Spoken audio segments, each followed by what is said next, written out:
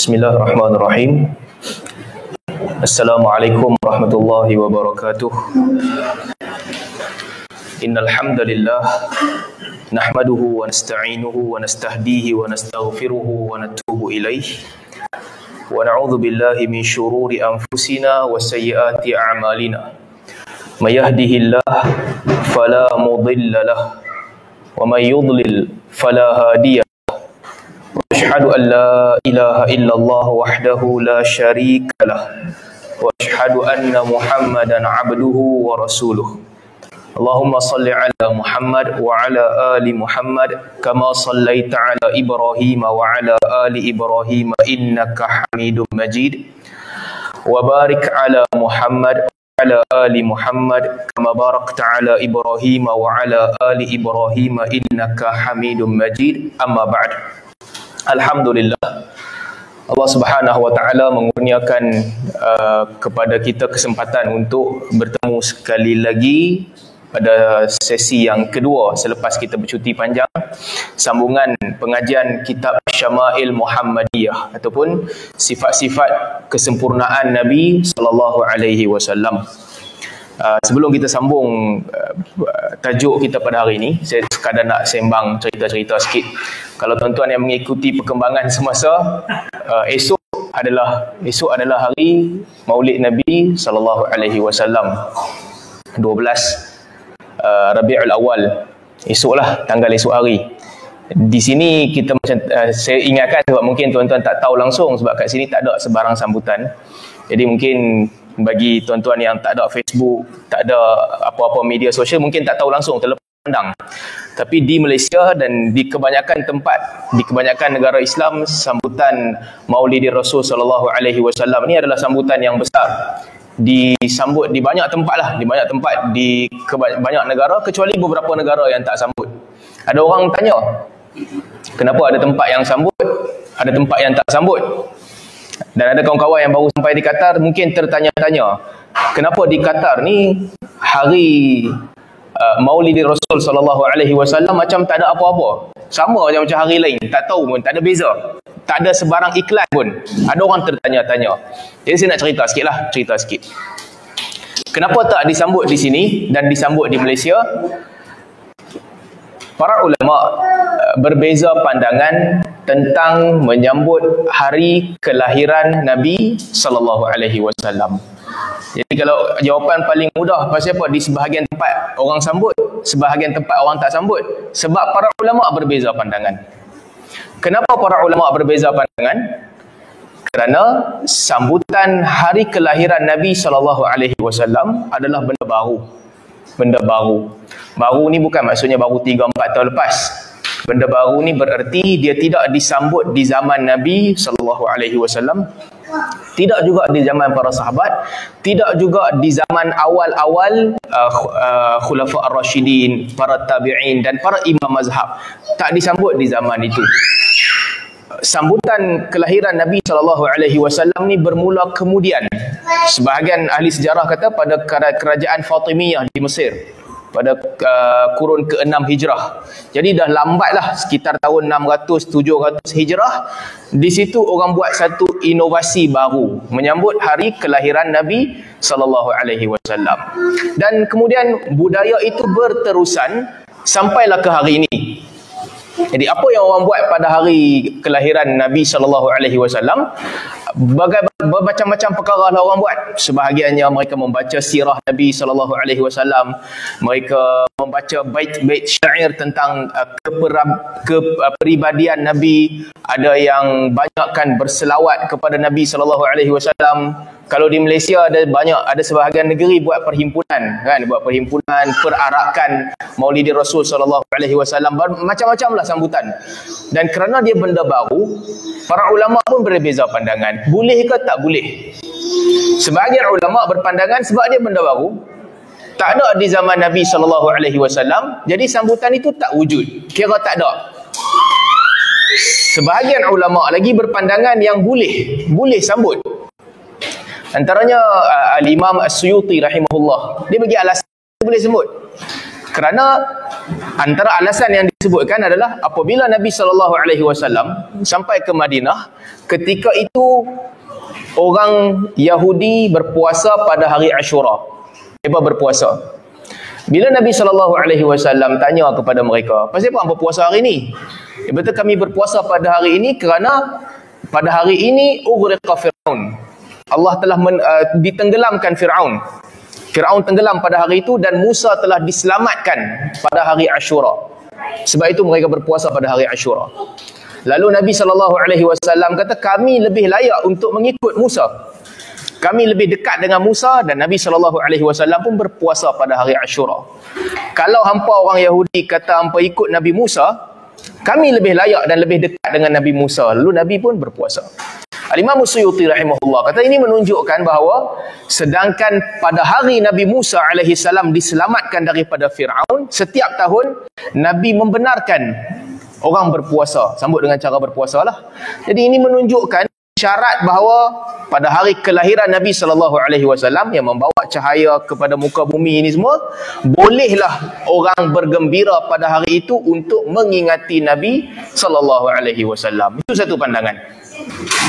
Pandangan yang kedua pula kata, sayang Nabi sayang juga, tetapi mestilah dengan cara mengikut Nabi SAW.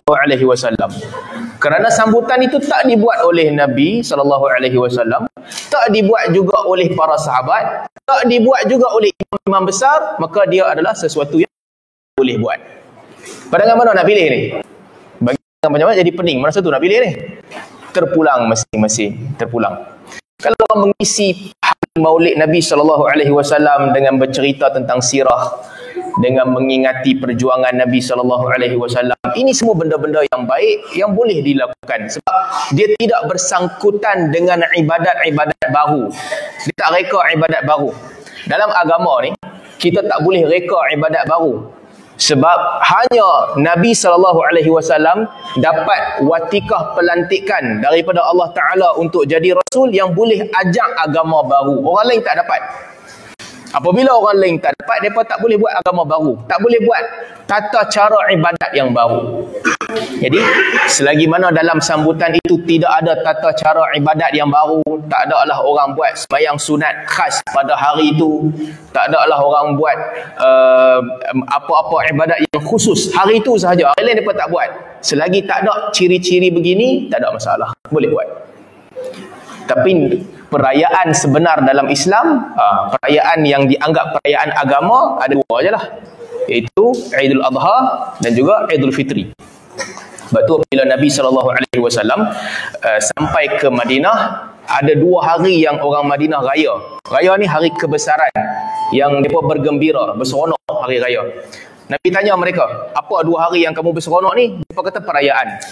Lalu dalam hadis riwayat Abu Daud, Nabi SAW kata, laqad abdalakumullah bi khairin minhuma yauma adha wa yaumal fitr. Yaumal adha wa yaumal fitr. Allah telah menggantikan kepada kamu dengan 2 hari yang lagi baik daripada hari yang kamu rayakan, iaitu Aidul Adha dan juga Aidul Fitri. Jadi raya yang sebenar-benar raya 2 hari sahajalah. 2 hari sahaja. Hari lain ni semua raya-raya dianggap budaya. Sebahagiannya ada kena mengena dengan agama. Orang sambut Ma'al Hijrah, orang sambut Maulid Nabi SAW.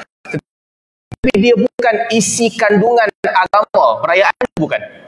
Dia budaya yang sebahagian orang setakat itu sahaja. Raya agama 2 hari ini, Adha dan Aidul Fitri. Orang Arab kata, tuan-tuan jumpa sebahagian orang Arab, dia kata tak boleh sambut banyak-banyak perayaan ni. Sebab kalau seronok sangat banyak-banyak hari, akhirnya keceriaan Aidul Fitri dan Aidul Adha ni jadi kurang sebab banyak sangat raya. Kan, macam-macam sambutan. Jadi bila banyak sangat sambut, kemeriahan Aidul Fitri dan Aidul Adha ni dianggap kurang. Saya tak berapa setujulah dengan pandangan ni sebab tak kurang pun sebenarnya. Ini bergantung kepada masyarakat. Budaya kita, orang Melayu ni suka raya. Kan, kita suka raya, macam-macam raya kita sambut. Jadi walaupun kita banyak raya, kemeriahan Aidil Fitri dan Aidul Adha kita jauh lebih hebat daripada orang Arab. Kan, walaupun kita banyak raya lain. Tapi pada hari Aidilfitri kita bergembira, kita pakai baju, kita jumpa orang, kita habiskan bukan sehari, bukan 2 hari, sebulan kita pusing habis satu kampung. Lebih meriah lah daripada orang Arab. Begitu juga Adha. Kan di sini katakanlah tempat penyembelihan adalah 5-6 tempat. Di Malaysia satu kampung ada 5-6 tempat. Bayangkan satu kampung 5-6 tempat. Di sini mungkin satu negara 5-6 tempat. Ku sini bolehlah. Boleh tak? Sebab dia bunyi macam terangkat sikit. Sorry tukar kursi tak?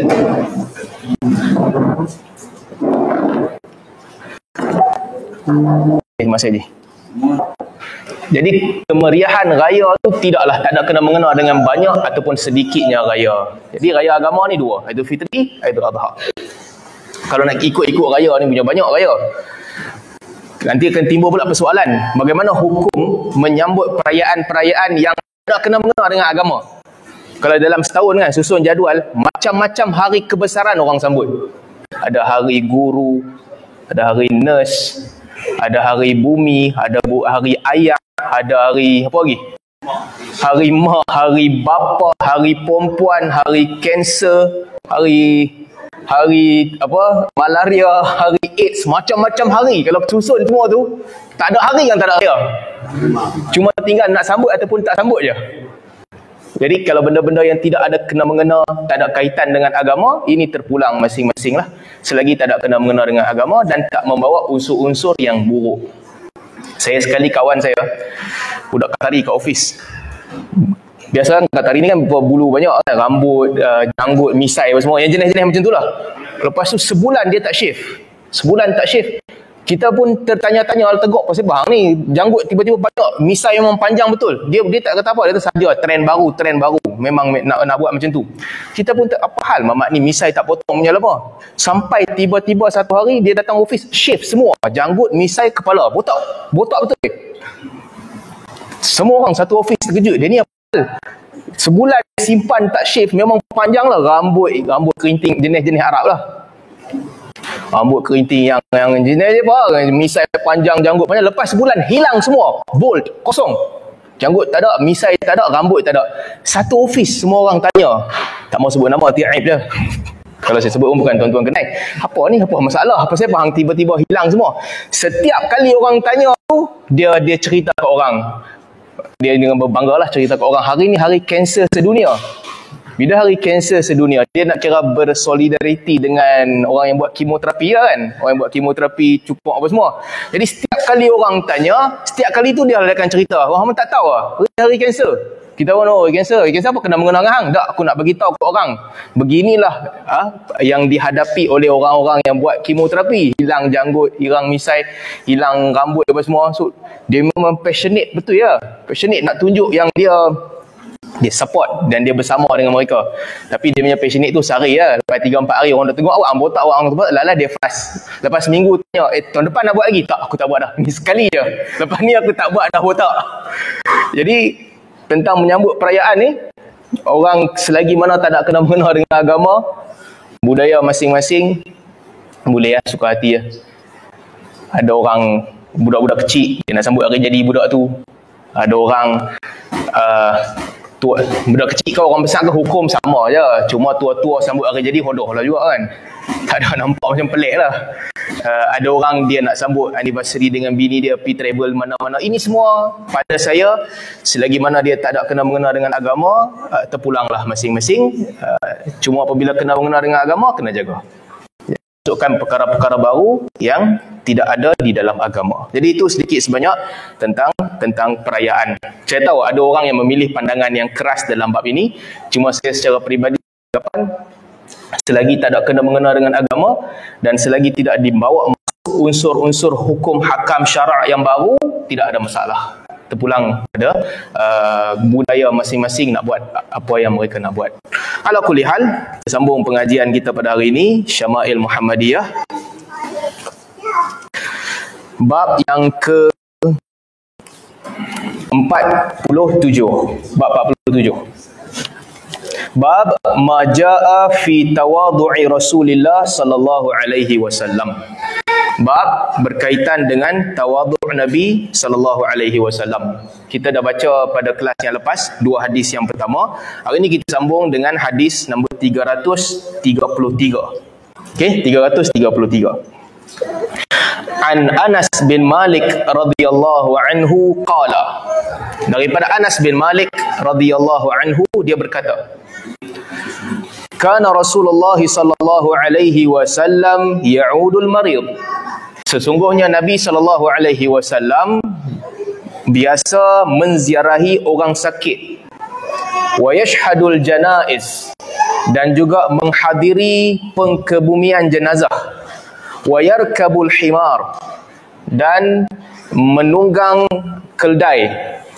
Wa yujibu da'watal 'abd, dan juga menyahut seruan ataupun jemputan daripada seorang hamba. Wa kana yauma bani Quraidah ala himar. Pada hari pembukaan Bani Quraidah, Nabi SAW menunggang keldai makhtumin bihablin min lif, yang mana keldai yang ditunggang oleh Nabi SAW, talinya ini dibuat daripada sabut. Sabut ni tali yang murah lah. Wa alaihi ikafun min lif, dan juga tempat duduknya, kain yang diletak di atas keldai untuk lapik duduk juga dibuat daripada sabut. Hadis ni hadis sahih, diriwayatkan oleh Al-Imam Tirmizi rahimahullah. Baik, apa cerita hadis ni? Kata Anas bin Malik radhiyallahu anhu, Nabi SAW ada beberapa sikap dan juga sifat yang biasa baginda lakukan. Al-Imam Al-Bukhari, Al-Imam Tirmizi rahimahullah meletakkan hadis ini di dalam bab tawaduk, kerana tingkah laku Nabi SAW ni di sini semua menggambarkan sifat tawaduk seorang Nabi dan juga seorang manusia biasa. Apa yang Nabi buat? Pertama sekali, ya'udul marid. Nabi biasa menziarahi orang sakit. Ini sebagai tanda tawaduk, tanda merendah diri. Kalau kita menziarahi orang yang kita kenal, rapat dengan kita, itu biasa. Itu biasa, ramai orang boleh buat. Tetapi apabila kita menziarahi orang yang hubungan dia dengan kita biasa-biasa saja, kadang-kadang ya kita jumpa, ataupun kita tak ada hubungan yang kuat, cuma bila kita dengar orang tu sakit, kita ziarah dia. Bahkan kadang-kadang kita dengan orang tu mungkin sekadar kenal nama sahaja. Dia tahu nama kita, kita tahu nama dia. Tak pernah jumpa pun. Apabila kita ziarahi orang sakit dalam keadaan itu, dia memberi kesan dan erti yang besar. Kan, kalau tak ada hubungan apa, tapi bila orang sakit, dengar je orang sakit, ziarah. Ini sunnah Nabi SAW. Orang yang kita kenal dan juga orang yang kita tak kenal, sama ziarah.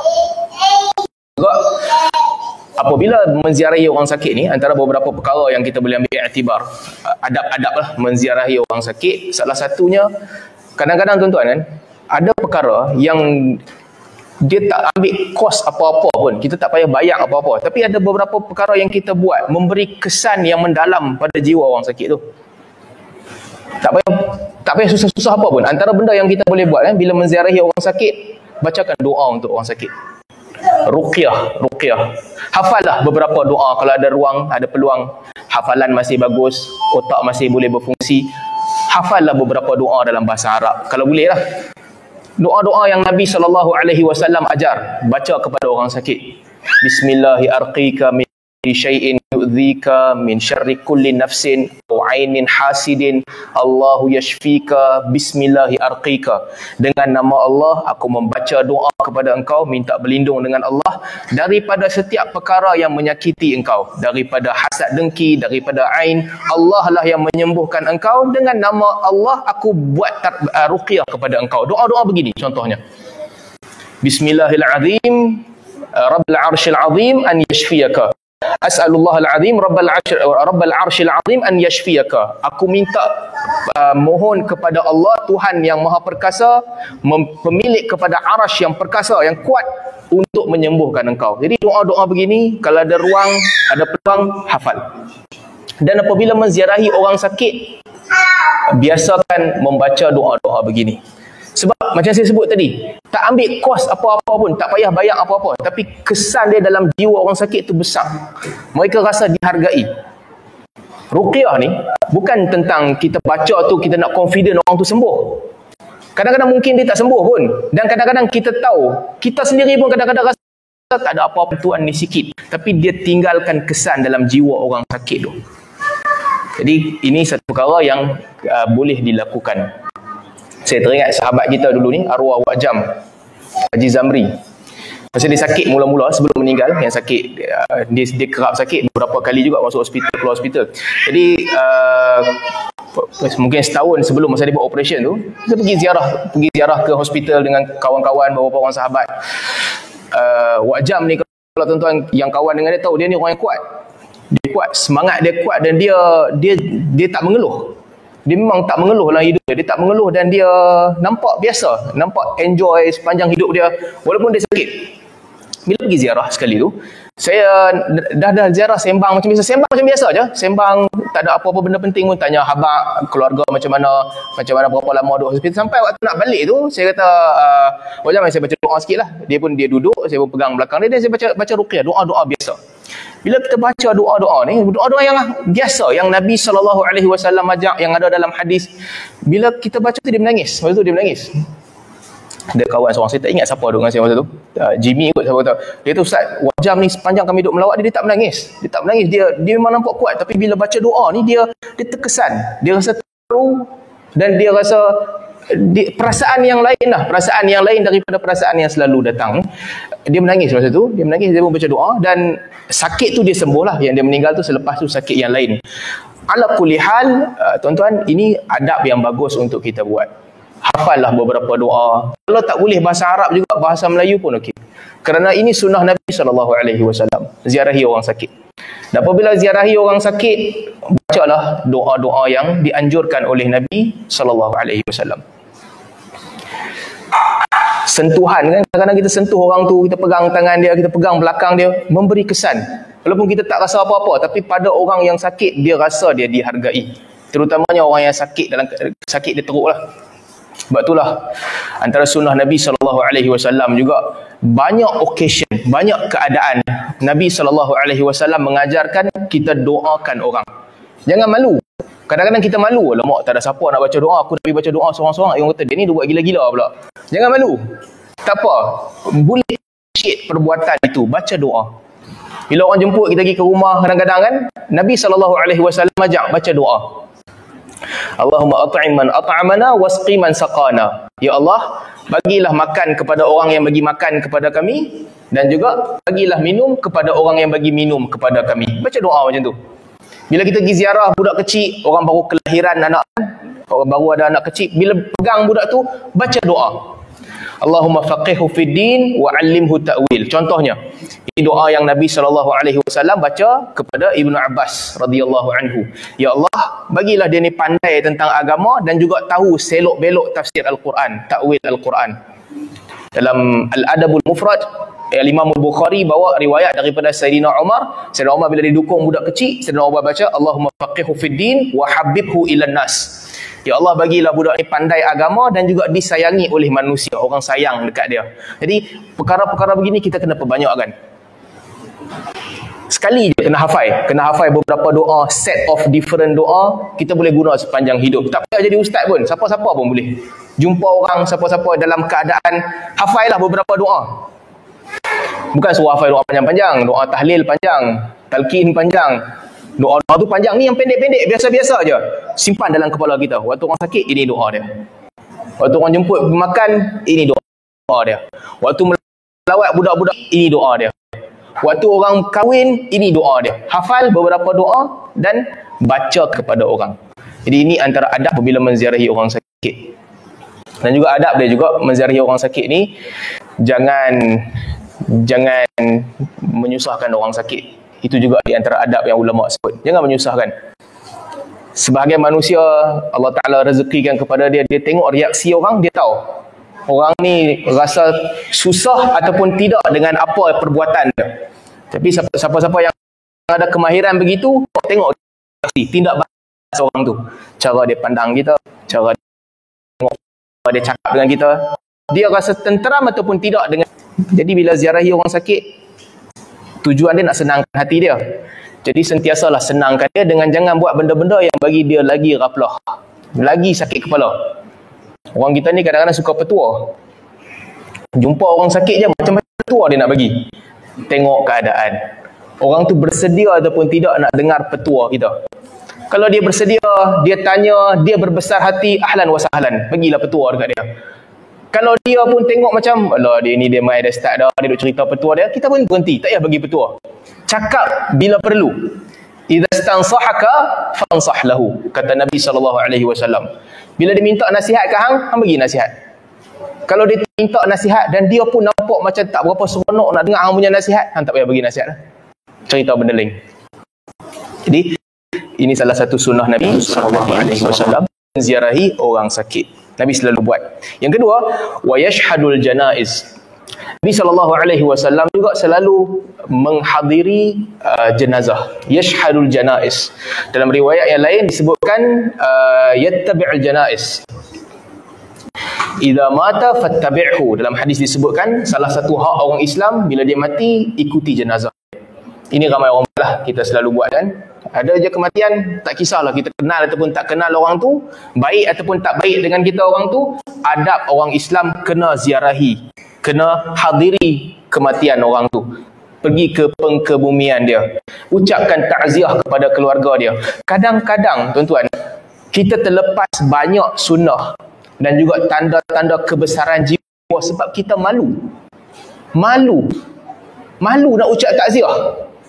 Aku tiap hari jumpa dia sembang macam biasa ya. Tiba-tiba hari ni nak kena pergi ucap takziah, malu. Segan nak ucap takziah sebab biasa sembang tak ada ucap-ucap ni. Jangan. Sama macam kes tadi juga, ada orang sakit, segan 6 orang pergi duduk saja. Tiba-tiba aku nak pergi pegang, buat pandai nak pergi baca doa, segan. Jangan malu, buat. Jumpa orang, ucap ucapan yang baik, pergi hadiri pengkebumian dia, ucap ucapan yang baik yang buat dia rasa seronok. Ini semua perkara-perkara yang Nabi SAW buat.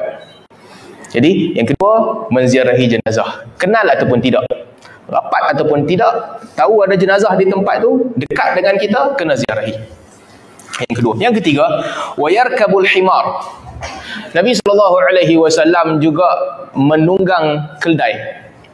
Apa pentingnya tunggang keldai ni? Di zaman Nabi SAW, binatang tunggangan yang hebat, kuda. Kuda ni untuk travel, kuda binatang yang hebat sebab laju, cepat. 9 hari boleh sampai unta 1 hari je. Naik unta 9 hari. Bila marhalah 9 hari nak sampai. Tapi kalau naik kuda 1 hari boleh sampai, sehari semalam. Kuda laju. Jadi kalau nak travel cepat, dapat naik kuda.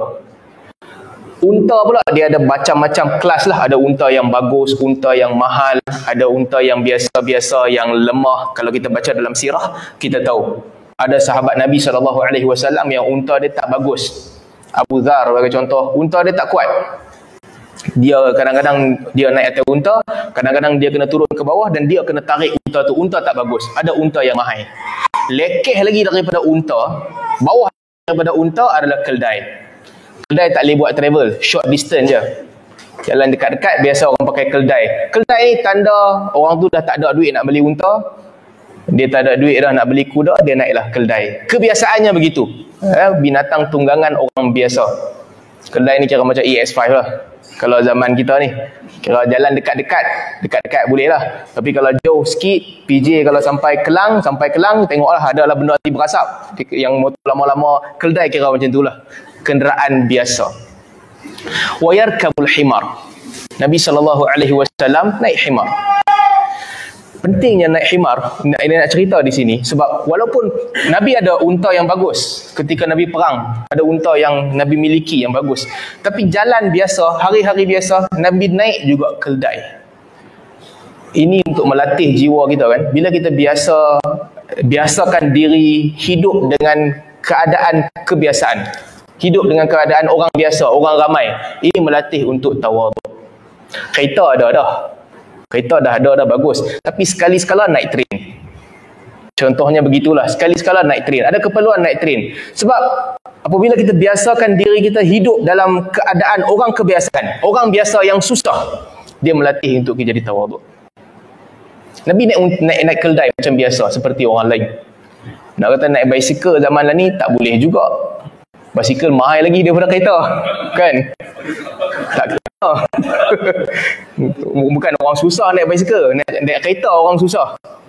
Basikal sampai 40-50 ribu mahal lagi daripada kereta. Jadi nak kata naik motor pun tak juga, ada motor lagi mahal daripada kereta. Cuma ringkasnya, kesimpulannya, bila kita tahu Nabi SAW naik keldai ni, biasakan diri menunggang kenderaan biasa-biasa yang orang kebanyakan naik. Sebab itulah dalam hadis lain Nabi SAW sebut, apakah yang kibr?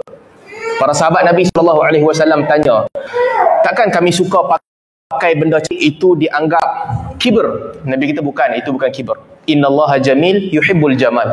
Allah cantik dan Allah suka akan kecantikan. Tapi yang nama kata kibr ni, salah satunya adalah ghamtun nas wa batarul haq. Ghamtun nas, memandang rendah pada manusia, itu yang kibr. Nak elakkan pandang rendah pada manusia, ini cara dia, buat apa yang orang kebiasaan buat. Tiap-tiap hari biasa sangat dengan benda-benda mahal, sekali-sekala downgrade sikit, gunakan benda-benda yang orang biasa guna. Sekali-sekala pakai slipper murah, sekali-sekala naik kenderaan yang murah, sekali-sekala pakai pakaian yang biasa-biasa. Ini semua melatih jiwa kita supaya tak memandang rendah pada orang yang hidup dia biasa. Jadi Nabi SAW menaiki keldai. Nabi naik, Nabi pernah tunggang. Jadi kita jangan saya bukan nak kata tukar terus, jual benda-benda yang mahal, naik benda murah. Tak, bukan begitu. Ada pakai, tapi biasakan juga hidup dengan gaya hidup minimum. Nanti kita cerita tentang makan pula, apa yang Nabi makan. Wa yujibu da'watal 'abd. Dan Nabi SAW menyahut jemputan daripada seorang hamba. Pemimpin paling besar, Nabi. Hamba aja jemput, Nabi pergi. Hamba aja jemput, Nabi pergi ke rumah hamba tu yang jemput dia. Sikap ni mungkin kita tak ada. Kita selalu prioritize orang yang ada-ada. Orang ada-ada, kita akan hormati lebih daripada orang biasa-biasa. Kalau yang jemput kita tu, jemputan yang kira power lah. Dapat jemputan daripada embassy, contoh Perdana Menteri nak mai Qatar, kita boleh cancel semua komitmen lain. Perdana Menteri nak mai ni, cancel semua komitmen yang ada, pergi juga. Sebab jemputan orang besar-besar. Tapi bila mai jemputan kawan-kawan biasa ya, oh sorry lah, minggu ni naik basikal tak boleh mai pagi breakfast. Kita biasa macam tu kan? Kita biasa macam tu. Elakkan layan orang sama. Sebesar-besar orang dengan sekecil-kecil orang, layan sama. Zahirkan penghormatan kita kepada orang dengan cara begitu. Jadi kalau nak share pun macam itu jugalah, nak share. Janganlah share kira majlis besar-besar je kita share. Bubu dalam Facebook, pakai baju cantik, color-color, pergi majlis menteri datang. Itu kita share. Kita share, kita seronok. Kita rasa berbesar hati. Tapi kalau orang biasa jemput, macam tak jemput, hilang, vanish. Macam tak ada apa kan. Menu lain sama juga. Tapi ini kita kena latih diri kita. Tak apa. Okey, tak apa tuan-tuan dan puan-puan sekalian. Suka dijemput oleh orang besar, tak apa. Kita sukalah orang besar kenal kita, tahu nama kita. Itu tak apa.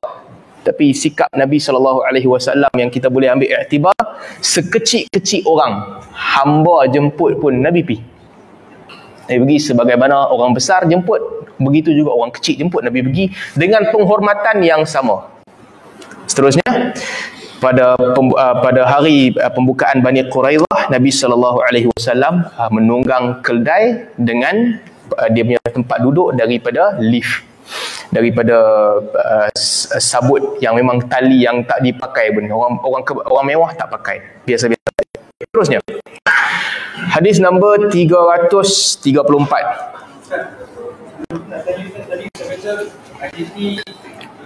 Oh, saya ingat ada ayat kosong rupanya. Apa dia, John? Tadi saya kata hadis ni sahih kan? Ya. Tapi dalam buku tulis Salah, 333. Yang hadis yang sama 333 ni. Saya 18. Kalau ikut yang ini 18. saya cek semula, kemudian saya cek semula nanti sebab saya tengok buku Tahqiq Al-Arnaud sebelum ni. Jadi saya tanda yang sahih tu saya tak sempat cek betul. Nanti saya pastikan semula. Tapi dalam buku ni tak ada takhrij. Buku yang saya ada ni. Contohnya buku lain Haji Basit buku lain. Okey. Buku yang lain pun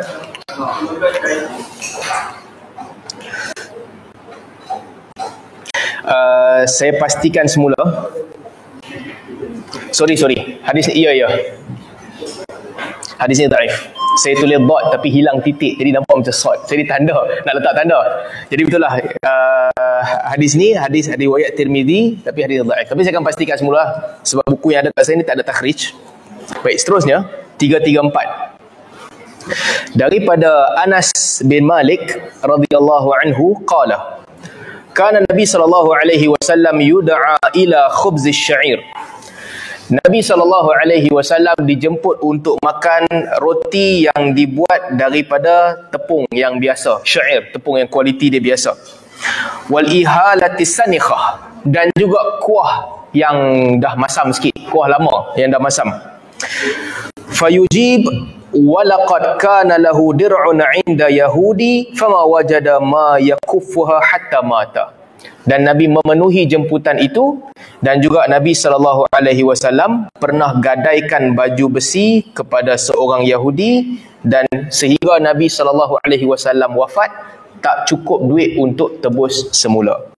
Hadis ni juga riwayat Tirmizi dan hadis ni sahih ya. Hadis sahih kan dalam buku yang ada tahqiq tu. Baik. Apa yang ada dalam hadis ni? Kata Anas bin Malik, Nabi SAW dijemput untuk makan khubz asy-sya'ir. Roti yang dibuat daripada tepung yang biasa. Ada hadis lain yang kita akan jumpa nanti kemudian. Nabi SAW apabila dijemput untuk makanan yang lagi kurang daripada itu, kata Nabi, lau uhdiya ilayya qura', kalau aku dijemput untuk makan betis kambing. Betis ni kira bahagian tak ada daging lah, orang tak mau. Zaman tu orang tak mau. Nabi kata la ajab, aku akan datang juga. Jadi dia bukan atas paha banyak isi. Betis ni bawah daripada paha tu, tak ada isi lah. Kalau aku dijemput untuk makan itu pun, aku akan datang juga. Baik. Dalam hadis ni, satu, orang jemput Nabi makan roti yang biasa. Nabi pergi. Dan yang kedua, wal ihalatis sakhinah wal ihalatis sanikhah. Dan kuah yang dah masam. Kuah yang simpan lama lah. Simpan sehari 2 hari sebelum basi. Dekat-dekat nak basi dah. Yang tak bagus kualiti. Nabi penuhi jemputan itu juga. Fayujib, Nabi pi. Dalam hadis lain disebutkan malam yantan. Nabi bagi makan tapi selagi tak basi. Kalau dah basi, bau tu bau basi dan tak bagus untuk kesihatan, Nabi tak bagi makan lah. Malam yantan. Selagi belum jadi bangkai yang buruk, selagi itu kuah daging ke apa boleh makan lagi. Bukan setakat boleh makan, Nabi SAW makan. Orang jemput untuk makan kuah yang dah start masam sikit-sikit, Nabi makan. Ini terpulang pada selera masing-masing. Ada orang dia mungkin tak suka dah. Tapi di antara sifat tawadhu' Nabi SAW, Nabi pi dan Nabi makan. Jadi kadang-kadang kan kita makanan yang lama sikit, ada bahagian yang elok lagi, ada bahagian yang tak elok dah. Malam yantan, selagi mana tak buruk, tidak menyakitkan diri, apa yang Nabi SAW ajarkan, bahagian yang tak bagus, yang dah rosak, buang ke tepi. Bahagian yang elok lagi ni boleh makan. Bukan setakat boleh makan, dan Nabi SAW dijemput untuk makanan begitu pun Nabi pi dan Nabi makan. Kadang-kadang ada orang dia tak suka sebab dia tak biasa. Dia tengok sikit ada buka buah anggur sikit, ada satu buah anggur dalam beg, dia buang semua terus. Aku tak boleh ya. Aku kira anggur sikit dalam beg, aku buang semua. Boleh lah kalau kita dah memang latih diri macam tu. Susah nak makan benda yang tak elok ni, terpulang masing-masing. Tapi di antara tanda tawadhu' Nabi SAW, Nabi makan juga selagi tidak rosak dan tidak membahayakan kesihatan. Jadi kopi semalam, esok tu dah lama dah, tapi selagi tak rosak boleh dimakan. Kalau ikut sikap yang ditunjukkan oleh Nabi SAW. Kalau dijemput untuk makanan yang begitu pun Nabi pergi. Kuah yang lama pun Nabi tetap makan. Dan kemudian Nabi SAW ada baju besi yang ditinggalkan kepada Yahudi, dan Nabi tebus baju besi itu sehinggalah baginda wafat. Itu kita dah baca dah dulu. Kita dah baca dalam kelas sirah. Saya tak mau sebut semula. Hadis terusnya. Hadis 335. Hadis ni daripada Anas bin Malik juga. Katanya, hajja Rasulullah sallallahu alaihi wasallam ala rahlin rathin wa alaihi qatifah la tusawi arba'ata darahim faqala Allahumma ja'alhu hajjan la riya'a fihi wa la sum'ah. Kata Anas bin Malik, hadis ni riwayat Ibnu Majah. Riwayatnya sanad ni dhaif, tapi ada sanad-sanad lain yang menguatkannya. Al-Arnaud kata sahih li ghairihi. Kata Anas bin Malik, Nabi SAW menunaikan haji dengan naik kenderaan yang tak bagus, kenderaan yang binatang tunggangan yang tak bagus, yang lama, dan duduk di atas pelana yang buruk juga, yang tak sampai harganya 4 dirham. Lalu Nabi SAW bersabda, Allahumma ja'alhu hajjan la riya'a fihi wa la sum'ah. Ya Allah, jadikanlah haji ini bukan untuk menunjuk-nunjuk dan juga bukan untuk mencari prestige, bukan untuk merasakan prestige. Again, ini saya nak cerita, bila kita baca sirah ni, ini tentang sikap Nabi SAW. Apa yang wajib? Yang wajib pergi haji. Ada duit pergi haji. Okey? Ada kemampuan nak pergi haji dengan pakej 120,000. Boleh. Ahlan wa sahlan, pergilah. Logik dia apa? Logik dia fikir, saya kalau pergi travel boleh habis beratus-ratus ribu, takkanlah pergi haji tak boleh nak bayar sebanyak ni. Saya akan bayar untuk pakej terbaik. Boleh. Boleh masuk akal tak? Masuk akal. Logik tu boleh terima tak? Boleh terima. Tempat lain boleh spend, takkan dekat haji tak boleh spend? Boleh terima. Tapi kalau nak tengok bagaimana cara Nabi SAW menunaikan haji, inilah cara dia. Nabi tunaikan haji dalam keadaan ala kadar. Menunggang kenderaan yang biasa sahaja, yang betul-betul biasa, binatang tunggangan yang biasa, pelapik pun pelapik yang murah. Kita, musim kita pergi haji dulu, kalau perasan kan, macam-macam kita bincang. Selipar pun nak beli pun kita bincang kan. Ini kita lah, standard kita. Flip-flop bagus tak? Croc bagus tak? Bincang sebab nak jalan banyak, nak jalan 7-8 kilo. Kita punya preparation macam tu lah. Bukan, kalau ini bukan kutuk orang lain, kutuk kita sendiri juga kan. Kita punya preparation begitu. Kita cari nak yang terbaik, nak yang bagus. Tali pinggang pun ada jenama. Bukan ada jenama, ada color yang bagus, ada color tak bagus. Kain ihram pun sama. Musim panas dengan musim sejuk, kita punya kain ihram lain. Kan, kain ihram tak sama, panas dengan sejuk. Tapi kalau ikut apa yang dibuat oleh Nabi SAW, perjalanan haji ni ala kadar. Ala kadar, dan betul-betul cukup-cukup je lah. Cukup-cukup, itu sahaja. Tak lebih daripada apa yang ada. Sehingga kadang-kadang apabila kita terlalu nak cantik, nak perfect, kita rasa kita tak mampu. Sedangkan kemampuan asas tu dah ada dah. Kemampuan asas dah ada. Tapi kerana ada perkara yang sebenarnya kemewahan, tetapi kita tak buat kerana kita anggap kemewahan tu keperluan. Pasal apa? Tangguh-tangguh lagi. Tak mampu nak siap barang-barang, tak mampu. Sedangkan barang-barang tu sebenarnya cukup dah. Tak ada tali pinggang, ada kain ihram, cukup dah nak pergi haji. Cuma jangan begitu londeh je lah. Tali pinggang tu tak penting pun. Tapi kadang-kadang kita anggap itu keperluan. Kena ada ni, tak ada, tak boleh. Kena bagi ada, kena cukup. Cukup juga. Tidak semestinya. Dan apa kita lihat daripada perjalanan Nabi naik ke binatang yang sangat biasa. Nabi kata, Allahumma ja'alhu hajjan la riya'a fihi wa la sum'ah. Dalam riwayat lain juga disebut doa yang sama. Nabi kata, ya Allah, jadikanlah hajiku ini bukan haji untuk menunjuk-nunjuk dan bukan untuk mendapat prestige. Mungkin satu perkara kita boleh belajar dari sini kan. Haji adalah di antara perjalanan yang Nabi SAW sangat simple. Haji sangat simple. Dan haji melatih manusia untuk rasa kehidupan yang sangat sederhana. Itu latihan dalam haji. Jadi elakkan bermewah-mewah. Kalau nak ikut sunnah lah, ni sunnah perbuatan Nabi SAW. Kalau nak buat juga tak apa. Tapi kadang-kadang kita tengok, kalau kita pergi perjalanan haji, kadang-kadang kita rasa hidup kita ni mewah dah. Malam orang main hantar ayam al-baik, kita makan, kan, orang main hantar kat kemah. Kita lihat pula orang-orang yang tak ada apa-apa. Ada orang tidur bawah bas, kemah tak ada kat Mina kan, tidur bawah bas. Ada orang tidur tepi jalan, lapik dengan kotak. Depend lah, kalau musim sejuk sakit tu, musim sejuk. Ada orang bila kita tanya cerita jalan cross satu border, dan sampai ada orang yang bila sampai border Saudi dah tunggu visa tak dapat, balik. Ada yang berkali-kali cuba begitu, depa jalan akhirnya sampai ke Saudi yang naik kenderaan, ada yang naik bas berganti-ganti daripada Pakistan, daripada India turun ke situ, cross border, naik satu lagi kenderaan, ada yang main daripada Turki. Macam-macam kesusahan kita nampak. Susah betul. Itu, kalau itu dianggap mampu, dia kata dia mampu lah, itu dianggap dia mampu lagi, kita ni kira lebih daripada mampu lah, kan?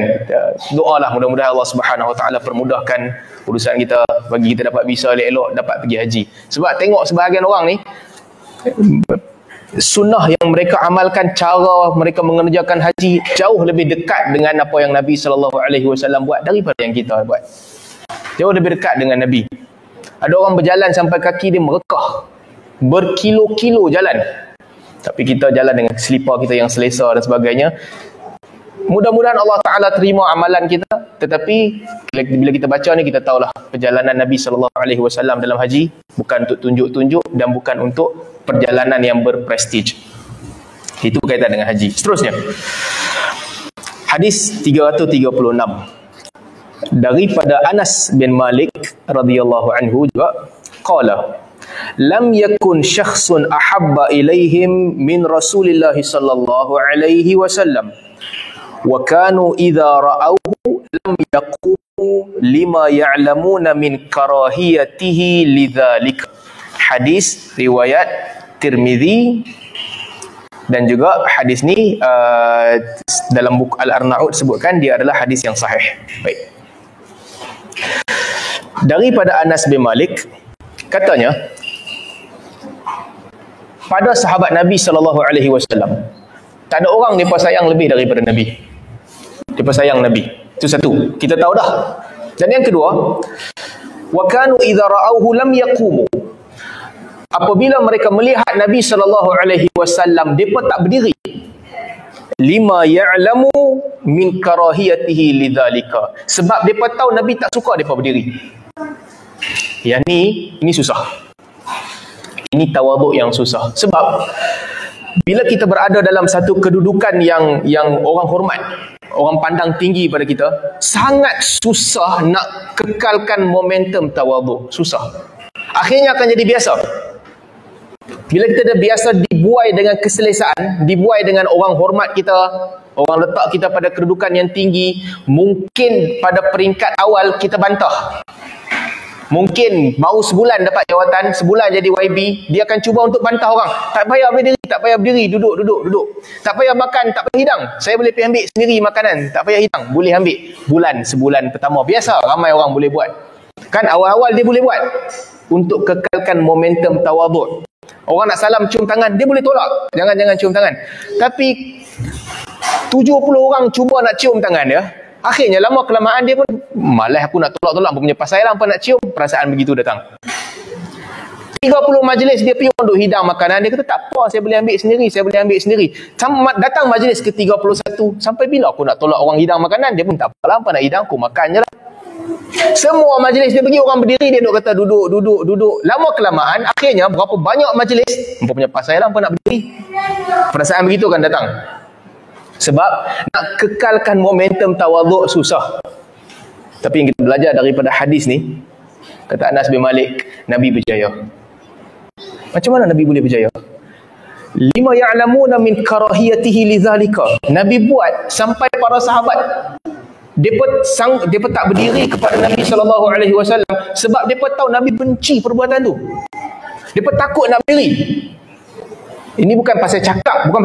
Nabi menunjukkan kebencian untuk orang nak berdiri. Sehingga para sahabat, kata Anas, tak ada orang yang depa sayang lebih daripada Nabi SAW. Tak ada. Dan juga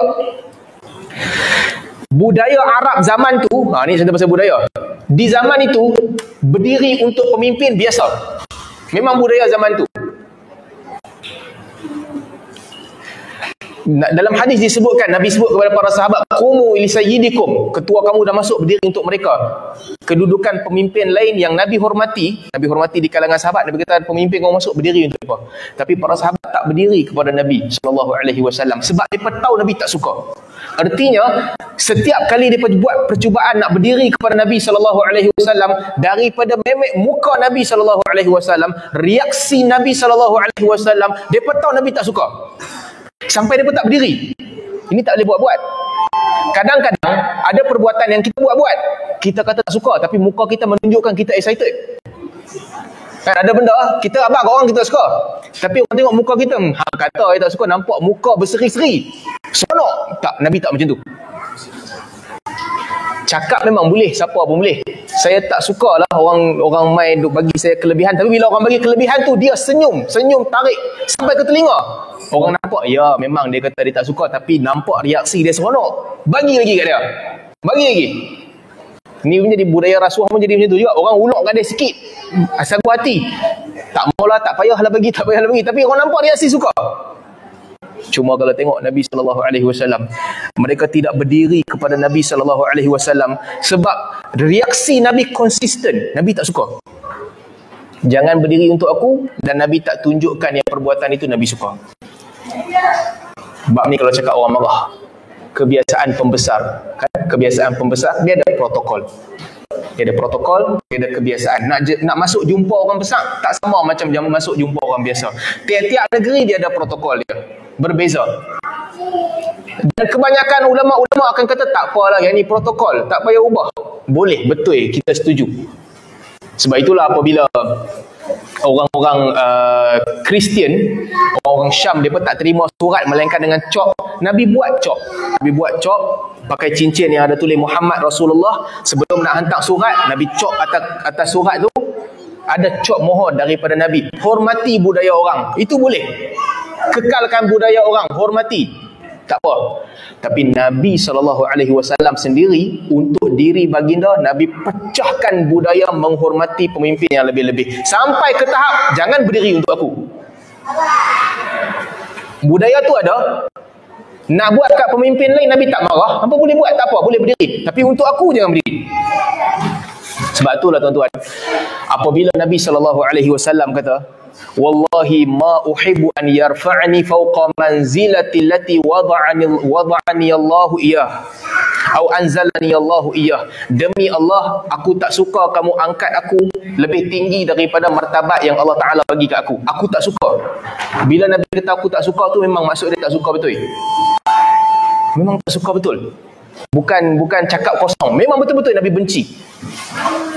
Orang puji Nabi SAW, pujian lebih-lebih, Nabi marah. La tutruni kama utratin Nasara Isa bin Maryam. Jangan kamu puji aku sebagaimana orang Nasrani puji Isa bin Maryam. Jangan buat begitu. Di Malaysia kecoh kan baru-baru ni, kes datuk palsu. Kan apa, bismillah. Seronok. Semua orang seronok. Ada gelaran datuk ni buat orang jadi seronok. Datuk Sri, Tan Sri, seronok. Ada gelaran tu. Seronok satu hal. Tak apalah. Ada orang bagi alasan. Dia kata Sultan dah bagi, kita kenalah hargai. Takkan tak guna Sultan bagi, sekali Sultan marah pula. Dia dah bagi, kena pakai. Pakailah bubuh nama. Suka dan seronok. Tapi terlebih suka sampai ke tahap yang tak dapat pun dia nak kata dia ada juga. Tak ada. Tapi nak bercerita ke orang kata dia ada. Nampak macam benda biasa. Nampak macam main-main. Tapi ini sikap keji. Sikap terkutuk. La tahsabanna alladhina yafrahuna bima atau. Jangan kamu sangka orang-orang yang seronok dengan apa yang datang kepada mereka. Yuhibbuna an yuhmadu bima lam yaf'alu. Mereka suka dipuji akan benda-benda ataupun perkara-perkara yang mereka tak buat pun. Mereka suka dipuji. Fala tahsabannahum bimafazatin minal azab. Jangan kamu sangka mereka ini akan terlepas daripada azab. Suka dipuji dengan pujian yang dia tak layak. Bukan dia punya pujian. Allah Ta'ala sebut dalam Quran, jangan sangka mereka ini akan terlepas daripada azab. Jadi kalau kita tak layak dapat pujian tu, jangan ambil. Kalau pujian tu bukan kita punya, jangan ambil. Ini semua azab. Ni pun kita kena latih diri kita juga. Gelaran ni satu perkara yang manusia suka dipuji. Macam gelaran kita reka. Dan kadang-kadang kita tekankan gelaran tu supaya orang panggil kita dengan gelaran tu. Dan kita kejar bersungguh-sungguh nak dapat gelaran. Peringkat atas, dia ada cara dia. Kejar betul-betul. Bila nak jadi datuk? Bila nak jadi Datuk Seri? Dia boleh bayar duit, dia boleh berusaha, dia boleh lobby, dia boleh buat macam-macam. Kadang-kadang sampai ke tahap aku punya target nak sampai ke Tan Sri. Itu yang atas. Yang bawah ni sama juga. Dia cuba bersungguh-sungguh sampai nak jadi ayahanda. Contohlah nak jadi ayahanda. Dan bila dapat tu tulis nama. Ini perutusan daripada ayahanda sekian. Ini perutusan daripada kekanda sekian. Nak bawa ke mana benda ni? Nak bawa ke mana? Kita suka. Peribadi kita suka. Tetapi Nabi SAW ajarkan, jangan puji aku lebih daripada apa yang Allah Ta'ala bagi kepada aku. Kita jangan, dia bukan cakap memang boleh. Saya tak suka sebenarnya, tapi orang yang duk panggil begini, saya terima je lah. Dia bukan pasal cakap. Kalau tak suka, tunjukkan betul-betul yang tak suka dengan gelaran-gelaran yang macam-macam ni. Jadi di antara sunnah Nabi SAW, Nabi telah Gelaran haji. Okay, ini satu bab juga. Ada orang kata, macam mana pula orang yang gelaran dia haji, orang panggil dia haji, termasuk tak termasuk? Tengok budaya lah, Kalau di tempat itu haji ni gelaran yang biasa, orang pergi haji, orang panggil dengan gelaran haji untuk memudahkan sebutan, sebagai tanda menghormati orang tu, ini tak ada masalah. Ini bukan pasal dia nak riak ke apa. Sebagai tanda yang senang nak panggil dia, nak panggil nama tak berapa sesuai. Nak panggil pakcik, sekejap dia sekecil hati, kita ingat dia tua. Kan? Kita panggil pakcik tau, nampak macam tua sangat, kita pun panggil lah haji. Terpulanglah. Itu okey. Ataupun sebagai tanda menghormati, penghormatan dalam masyarakat. Okey, tak ada masalah. Tapi tak payahlah promote kat semua orang. Nama saya Tuan Haji sekian. Tuan Haji tu simpanlah. Hang sebut nama sudahlah. Kalau orang nak panggil, orang punya pasal orang panggil. Tapi kalau orang tak panggil, tak payah. Cuma saya rasa haji ni satu penjenamaan yang common lah, yang digunakan oleh ramai orang, dan bukan masalah besar. Tak sebut haji, ada yang marah. Ada macam mana? Ada yang marah tak sebut nama dia haji. Jangan sampai begitu. Panggil nama tapi dia ada haji. Pasal apa tak panggil saya Tuan Haji? Register borang ni. Tulis haji sekian. Fulan bin Fulan. Pergi kat pegawai yang ambil tu, minta maaf, kami hanya boleh isi nama saja, tak boleh isi gelaran. Pasal apa tak boleh isi? Saya pergi haji. Mesti mau masuk juga dalam borang. Jangan sampai macam tu. Tapi kalau orang panggil, tanda memanggil sebahagian orang, itu tak ada masalah. Kebiasaan orang panggil biasa. Tawaduk ni tuan-tuan. Cerita tawaduk ni bukan senang beginilah. Tawaduk ni jangan jadi lain daripada lain. Jangan jadi pelik. Dia bukan sahaja jangan angkat diri kita tinggi. Kadang-kadang kita nak bagi nampak kita lain daripada orang lain dengan cara kita pergi letak diri kita bawah daripada orang lain supaya orang perasan. Itu pun tak boleh juga. Kita saja buat supaya orang tertanya-tanya. Kita boleh letak bawah daripada orang biasa. Itu pun tak boleh. Sebab itulah ada riwayat Sayyidina Umar radhiyallahu anhu, apabila Sayyidina Umar nampak pemuda yang kuat lagi, badan kuat, pegang tongkat, jalan tunduk pelan-pelan, Umar pukul dia. Pasal apa jalan macam ni? Hang boleh jalan macam biasa, yang nak jalan pelan-pelan tunduk, pasal apa? Tanda tawaduk. Umar tak bagi. Jadi tawaduk ni letak di tempat yang sepatutnya. Kalau tempat tu semua orang begitu, kita jangan pergi turun bawah daripada orang lain sehingga jadi pelik, orang perasan sangat, orang tanya-tanya. Dia bukan begitu. Tawaduk ni duduk keadaan diri masing-masing. Seterusnya, hadis yang panjang ni kita dah baca dah dulu di awal, dan kebanyakan hadis adalah ulangan hadis yang kita dah baca dahulu. 340. Okey, 340. Sami'tu Yusuf bin Abdullah bin Salam qala. 340. Samani Rasulullah sallallahu alaihi wasallam Yusufa wa aq'adani fi hijrihi wa masaha ala ra'si. Daripada Yusuf bin Abdullah bin Salam berkata, Nabi sallallahu alaihi wasallam menamakan aku Yusuf dan meriba aku lalu sapu di atas kepala ketika dia kecil. Hadis ni riwayat Imam Ahmad, okay, dengan sanad yang sahih. Daripada Ahmad, sanad yang sahih. Baik. Kata Yusuf bin Abdullah bin Salam, anak kepada Abdullah bin Salam, ketika dia kecil, orang bawa dia mai kat Nabi SAW. Nabi pegang dia, Nabi riba dia, Nabi sapu kepala dia, dan Nabi bagi nama Yusuf. Ini antara tanda tawaduk juga. Nabi SAW sebagai pemimpin besar, orang bawa budak-budak, apa sunnahnya? Dukung budak tu, sapu kepala budak tu, dan Nabi bagi nama. Nabi bagi nama. Bolehlah kalau kita nak amalkan. Dengan budak-budak, boleh pegang, boleh dukung, boleh doakan dia. Macam bab tadi tu lah. Biasakan mendoa. Cuma zaman lah ni nak bagi nama susah sikit lah. Bagi nama mak bapak takkan terimanya. Daripada plan nama 6 tahun lepas dah. 6 tahun lepas dah bagi nama. Saya bab nama ni saya cukup frust kadang-kadang. Kalau orang tanya pun saya takkan, biasa saya tak jawab sangat. Sebab zaman Nabi SAW, bila tanya nama ataupun bagi nama, pertimbangan dia apa? Nama je. Pertimbangan dia nama. Yusuf. Dah, Nabi nak bagi nama Yusuf. Kalau orang nak pergi tanya pun kepada siapa-siapa, tanyanya, bagilah cadangan satu nama. Orang tu nak bagi cadangan nama. Isa, Luqman, Harun. Kalau dengar suka dengan cadangan tu, ambillah nama. Fatimah kalau perempuan, Zainab, Ruqayyah. Saya dapat anak ni, jumpa dengan siapa-siapa kan, tanya, boleh tak bagi satu cadangan nama? Orang tu pun tengok-tengok budak tu, dia pun seronok, bagilah nama Aminah sebagai contoh, ataupun Fatimah. Orang, bolehlah, saya pun terima nama tu. Sebab zaman dulu, pertimbangan untuk nama ni hanya nama sahaja. Dan dia akan cerita dekat orang lah. Aku jumpa Syekh ni sebagai contoh, Syekh yang besar, alim yang besar, dia cadangkan nama ni, aku pun bagi. Tapi zaman lah ni tak boleh. Zaman lah ni berbeza.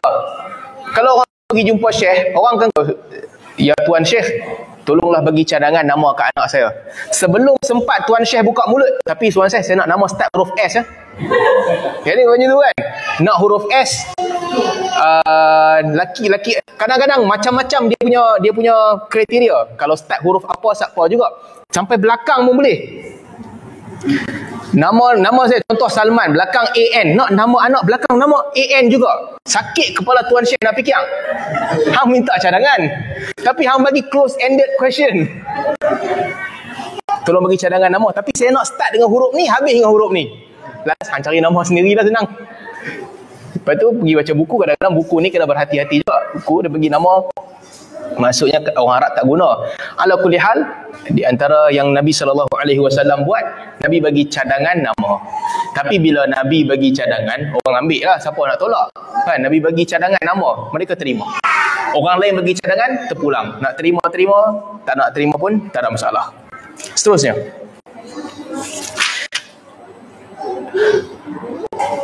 baik, last kali 343, kita tutup bab ni lah yang terakhir.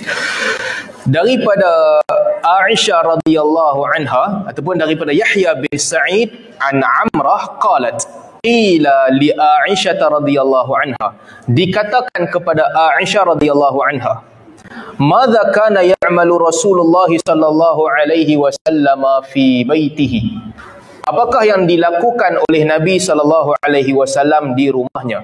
Qalat, kana basharan minal bashar, Nabi adalah satu orang lelaki macam orang-orang lain. Satu orang macam orang lain. Yafli thawbahu, dia membersihkan pakaian dia. Wa yahlubu syatahu, dia memerah sendiri dia punya kambing. Wa yakhdumu nafsahu, dan dia siapkan keperluan sendiri. Hadis ni disebutkan oleh Al-Imam Al-Bukhari dalam Al-Adabul Mufrad, tapi riwayatnya dhaif. Hadisnya dhaif. Cuma ada hadis yang sama dalam Sahih Bukhari disebutkan, kata Aisyah radhiyallahu anha, kana yakhdumu ahlahu, Nabi membantu urusan keluarganya. Fa idza hadaratis salah kharaja ila salah, apabila orang iqamah untuk solat, Nabi pun keluar pergi sembahyang. Jadi maksudnya sama dengan hadis ni. Walaupun hadisnya dhaif, maksudnya sama dengan hadis sahih. Maksudnya apa? Nabi SAW, orang tanya Aisyah. Kenapa orang tanya Aisyah? Sebab di luar, orang nampak Nabi SAW seorang Nabi, insan yang hebat, mustawa dia lain. Sehingga ada sahabat yang tak sanggup nak tengok muka Nabi SAW kerana kehebatan Nabi. Hebatnya Nabi sampai dia pun malu nak menghadap mata dengan Nabi SAW. Jadi macam-macam spekulasi datanglah. Spekulasi tentang macam mana keadaan orang yang sehebat ini di luar, di rumah dia macam mana. Tuan-tuan akan jumpa banyak hadis yang macam ni. Orang jumpa isteri Nabi SAW, orang tanya, macam mana ibadat Nabi? Sebab orang tertanya-tanya. Kita kalau fikir nampak tokoh yang kita sayang, pemimpin politik ke apa yang kita sayang, pun kita tertanya-tanya dah. Pemimpin agama yang kita sayang ke apa, kita tertanya-tanya. Bukan kata pemimpin agama, artis pun kita tertanya-tanya macam mana kehidupan dia. Sebab tu kadang-kadang bila kerap sangat orang tanya, manusia ni dia jadi seronok. Bila orang duduk tanya, dia jadi seronok. Dia pun cerita yang bukan-bukan lah. Dia akan cerita dia dapat kelebihan tu, dia dapat kelebihan ni. Berjuta orang pergi umrah, kan? Berjuta orang pergi umrah. Tak ada siapa nak tanya. Tapi kalau artis yang pergi umrah, orang akan seronok tanya, macam mana pengalaman pergi umrah? Apa yang nampak masa umrah? Apa yang pelik-pelik berlaku masa umrah? Akhirnya artis tu akan rasa seronok lah. Wah, pengalaman aku berharga. Dia kena cerita lah ke orang. Saya pergi ke sana, saya dapat pengalaman sekian-sekian, saya nampak sekian-sekian benda. Dia rasa macam dia special. Rasa macam special sebab yang kawan ni suka duk tanya. Sedangkan hakikatnya orang-orang kebanyakan ni sama yang macam orang lain semua. Paling-paling pengalaman paling teruk pun selipar hilang kat Masjid Haram. Itu biasa. Pergi tawaf jangan tinggal selipar, bawa. Kalau tidak memang hilang, depa buang. Pengalaman tu biasa. Nabi SAW orang hebat. Nampak pun hebat. Jadi orang akan tertanya-tanya. Sehebat-hebat Nabi di luar, di dalam rumah macam mana? Orang tertanya-tanya. Sebab tu ada hadis orang tanya ibadat Nabi SAW macam mana. Bila isteri Nabi cerita tentang ibadat Nabi, dia berkata, aku nak ibadat tak berhenti setiap malam, tak mau tidur. Satu orang lagi pula kata, aku nak puasa tiap-tiap hari, tak mau buka puasa, nak ikut Nabi. Satu orang lagi pula kata, aku tak mau kahwin lah. Aku nak duduk korbankan diri di jalan Allah, tak mau kahwin langsung. Nabi masuk, Nabi kata, antumul ladzina qultum kadza wa kadza. Hampa tiga orang ni yang tadi duduk cakap, seorang tak mau kahwin, seorang tak mau tidur malam, seorang nak puasa tiap-tiap hari. Dia berkata, ya Rasulullah, sebab kami nak bagi sama macam Nabi. Nabi kata, aku berkahwin, atazawwajun nisa, usalli wa ana. Aku semayang malam dan aku tidur. Wa uftir, aku berpuasa dan aku berbuka puasa. Ada hari aku puasa, ada hari aku tak puasa. Wa atazawwajun nisa, dan aku kahwin dengan perempuan-perempuan. Banyak, bukan satu, banyak. Faman raghiba an sunnati falaysa minni. Sesiapa yang berpaling daripada sunnahku, bukan daripada golonganku. Jadi para sahabat ni nak tahu kehidupan Nabi macam mana. Ini isu yang menjadi persoalan besar di kalangan mereka. Nak tahu. Bahkan para sahabat yang dekat dengan Nabi SAW sendiri pun, dia pun nak tahu. Saya dah cerita dulu kan riwayat Sayyidina Umar radhiyallahu anhu.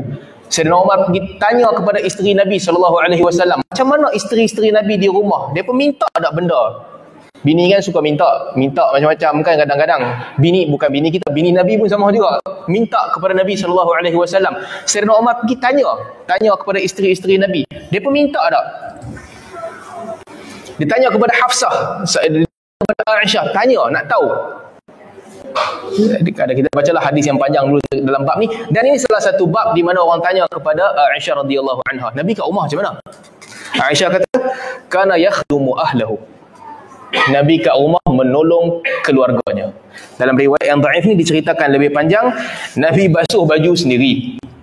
Yafli thawbahu wa yahlubu syatahu, dan juga Nabi SAW kalau nak minum, Nabi pergi perah kambing sendiri. Nak minum, perah sendiri, minum.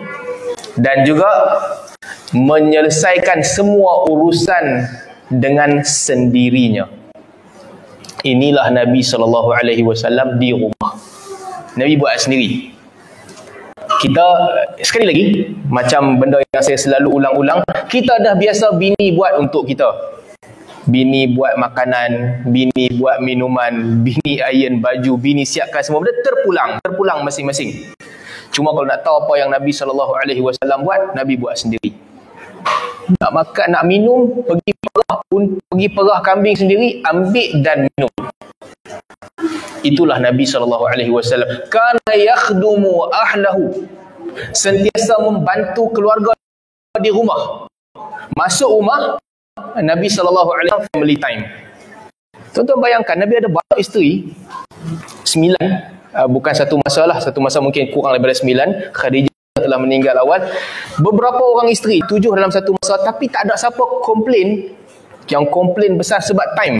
Sebab apabila Nabi SAW di rumah, masa itu adalah masa dengan isteri yang di rumah. Apabila di rumah, itulah masa. Tengah malam Nabi SAW akan solat. Waktu berada dengan isteri, yakhdumu ahlahu, membantu isteri baginda. Nabi buat begitu di rumah.